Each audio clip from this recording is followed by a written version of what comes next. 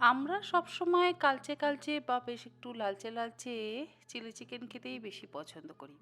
তবে আজকে আমি আপনাদের সঙ্গে শেয়ার করব গ্রিন চিলি চিকেনের রেসিপি, যাতে কোনো রকম সসের ব্যবহার কিন্তু হয় না, কিন্তু খেতে হয় দুর্দান্ত।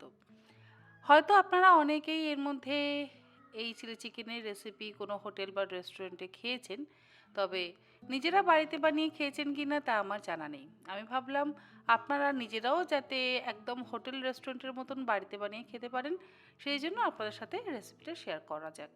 এর মধ্যে আমি নিয়েছি 400 গ্রাম পরিমাণে বোনলেস চিকেনের ব্রেস্টের পিস। সেগুলোকে একটু মিডিয়াম সাইজের টুকরো করে কেটে নিয়েছি। আর এর মধ্যে দিয়ে দেব অর্ধেকটা পাতিলেবুর রস। তার সাথে দিয়ে দেব হাফ চা চামচ পরিমাণে সামরিচের গুঁড়ো। সামরিচের গুঁড়ো না থাকলে গোলমরিচের গুঁড়োরও ব্যবহার করতে পারেন। স্বাদ অনুসারে লবণ দিয়ে দিলাম। এই তিনটে উপকরণ দিয়ে ভালো করে মেখে মিনিট 10 রেখে দেব। ততক্ষণে আমরা বাকি প্রিপারেশনগুলোকে করে নেব।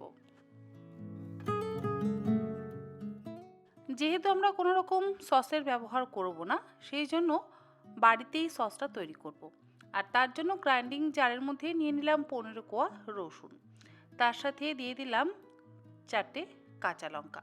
কাঁচা লঙ্কার পরিমাণ নিজেদের ইচ্ছে মতন ব্যবহার করবেন। আর দিলাম 1 মুঠোর থেকে একটু কম পরিমাণে ফ্রেশ ধনেপাতা আর 3-4টে পালং শাক। তার সাথে সামান্য পরিমাণে একটু জল দিলাম। হাফ ইঞ্চি আদার টুকরো দিয়ে দিলাম। এবারে এগুলোকে ভালো করে ব্লেন্ড করে নেব। তবে প্রথমেই একদম মসৃণ করে বাটার প্রয়োজন নেই। কিছুটা বেটে নেওয়ার পর এর মধ্যে দিয়ে দিলাম একটা ডিম। ডিমটা দিয়ে একদম ভালো করে বেটে নেব। তবে জলের পরিবর্তে কিন্তু আপনারা ডিমটা দিয়েই বাটতে পারেন। সব কিছু ভালো করে বাটা হয়ে যাওয়ার পর এগুলোকে আমি দিয়ে দিলাম চিকেনের টুকরোর মধ্যে। এরপরে এর মধ্যে দিয়ে দিচ্ছি 1.5 টেবিল চামচ পরিমাণে ময়দা। তার সাথে দিয়ে দিচ্ছি 3 টেবিল চামচ পরিমাণে কর্নফ্লাওয়ার। এই সমস্ত কিছু একসাথে ভালো করে মেখে নিয়ে 10 মিনিট রেখে দেব।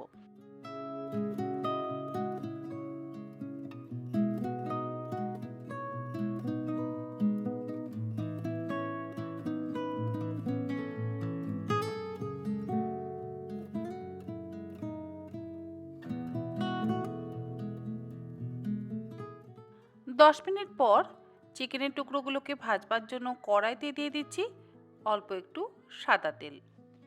খুব বেশি তেলের ব্যবহার করছি না, ওই 5 থেকে 6 টেবিল চামচ পরিমাণে তেল দিলাম। চিকেনের টুকরোগুলো ভাজতে তো একটু তেল লাগবে, সেই জন্য এইটুকু তেলের প্রয়োজন। আপনারা চাইলে তেলের পরিমাণটা বাড়িয়ে বা কমিয়ে অবশ্যই নিতে পারেন। তেল গরম হয়ে গেলে এবারে একটা একটা করে ম্যারিনেট করে রাখা চিকেনের টুকরো চামচে করে আমি তেলের মধ্যে দিয়ে দিচ্ছি। গ্যাসের ফ্লেমটা লোতে রাখা আছে। হাই ফ্লেমে করলে কালারটা নষ্ট হয়ে যাবে, মানে ওপরে একটা লালচে কোটিং তৈরি হয়ে যাবে। আমরা কিন্তু লালচে কোটিং একেবারে করতে চাই না, হালকা করে ভেজে তুলে নেব।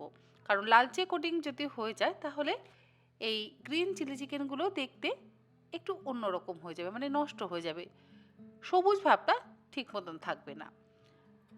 লো টু মিডিয়াম ফ্লেমে উল্টে পাল্টে আমি দু পিঠ খুব ভালো করে ভেজে নিচ্ছি, কিন্তু একটু সাদা সাদা রেখেই ভাজছি।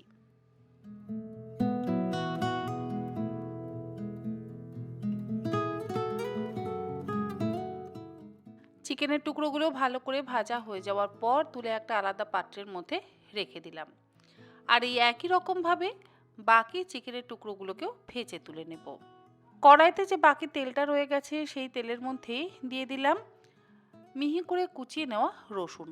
এখানে আমি 1 টেবিল চামচ পরিমাণে রসুন কুচি ব্যবহার করেছি। আর দিয়ে দিলাম 4টে মিহি করে কুচিয়ে নেওয়া কাঁচা লঙ্কা। হাই ফ্লেমে 15 থেকে 20 সেকেন্ড রসুন আর কাঁচা লঙ্কা কুচিটাকে ভালো করে ভেজে নেওয়ার পর এর মধ্যে দুটো মিডিয়াম সাইজের পেঁয়াজ বড় টুকরো করে কেটে নিয়ে দিয়ে দিলাম। আর একটা ক্যাপসিকামও বড় টুকরো করে কেটে নিয়ে দিয়ে দিলাম। হাই ফ্লেমে 1 মিনিট ভেজে নেব। পেঁয়াজ আর ক্যাপসিকামের ক্রাঞ্চি ভাবটা যাতে বজায় থাকে সেই জন্য কিন্তু আমাদের 1 মিনিট ভাজতে হবে। চাইলে আপনারা এইভাবে হালকা করে ভেজে তুলে নিয়ে গ্রেভিটা বানানোর পর কিন্তু পেঁয়াজ ক্যাপসিকামটা দিতে পারেন। তবে আমি আর সেসব কিছু করছি না। পেঁয়াজ ক্যাপসিকামটা ভাজা হয়ে যাওয়ার পর এর মধ্যে আমি ভেজে রাখা মাংসের টুকরোগুলোকে দিয়ে আবারও হাই ফ্লেমে 1 মিনিট ভেজে নিলাম। এরপরে এর মধ্যে আমি দিয়ে দেবো গ্রিন সস। গ্রিন সসটা বানিয়েছি আবারও ধনেপাতা আর পালং শাক দিয়ে। 1 মুঠো থেকে একটু কম পরিমাণে ধনেপাতা নিয়েছি আর 2 থেকে 3টে পালং শাক নিয়েছি, মানে পালং পাতা নিয়েছি। 2 কোয়া রসুন দিয়ে অল্প একটু জল দিয়ে একদম মসৃণ করে বেটে নিয়ে সেটা এর মধ্যে দিয়ে দিলাম। এটাই কিন্তু হলো আমাদের গ্রিন চিলি চিকেনের জন্য গ্রিন সস। 1 চা চামচ পরিমাণে কর্নফ্লাওয়ার হাফ কাপ জলের মধ্যে গুলে নিয়ে সেটা দিয়ে দিলাম। এরপরে হাই ফ্লেমে ভালো করে মিশিয়ে নিচ্ছি।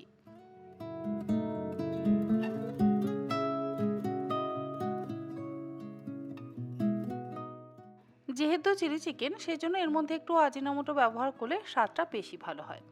আমি ওই হাফ চা চামচ পরিমাণে এমএসজি বা আজিনামোটো ব্যবহার করছি। আপনাদের ইচ্ছে হলে দেবেন, ইচ্ছে না হলে অ্যাভয়েড করতে পারেন। স্বাদ অনুসারে লবণ দিয়ে দিলাম। তবে মাঝে মধ্যে এমএসজি বা আজিনামোটো খাওয়া যেতেই পারে। অল্প একটু এমএসজি দিলে স্বাদটা অসম্ভব ভালো হয়। লবণটা দিয়ে এবারে ভালো করে মিশিয়ে নিচ্ছি। আর সবশেষে দিয়ে দিচ্ছি সামান্য পরিমাণে একটু ভিনেগার। ভিনেগার দিলে একটু টক ভাব আসবে। আবারও একটু এমএসজি দিয়ে দিলাম।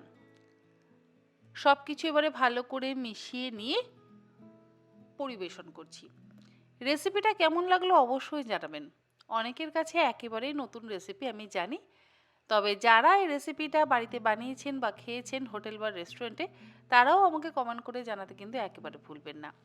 আশা করি এই রেসিপিটা বাড়িতে বানিয়ে খেলে আপনাদের সকলেরই ভীষণ ভালো লাগবে। আপনারা সকলে ভালো থাকবেন, সুস্থ থাকবেন। ধন্যবাদ।